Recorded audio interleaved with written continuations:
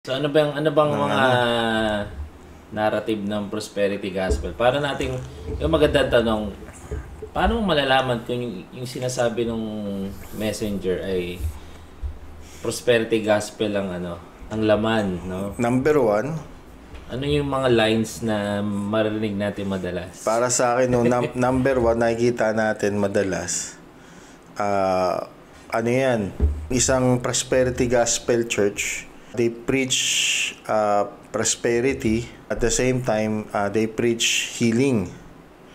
Wala naman problema sa dalawang yun, di ba? Di ba? Pero kasi, Paano mo malalaman na mali na yung ang ginagamit nila yung prosperity and healing, magkadikit yan. Dahil sinasabi nila, God will heal you, pero mag-offer ka.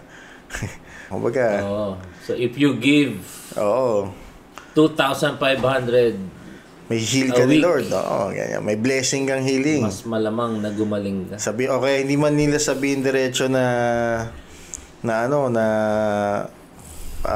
tawag ito, they would offering, ang sabihin nila faithfulness. Ano mo show yung faithfulness mo? By giving faithfully. Di ba? Ganun. Tithing, faithful Kino-cover tither. kasi nila eh. Kaya ang galing, magaling, deceptive talaga tong prosperity gospel.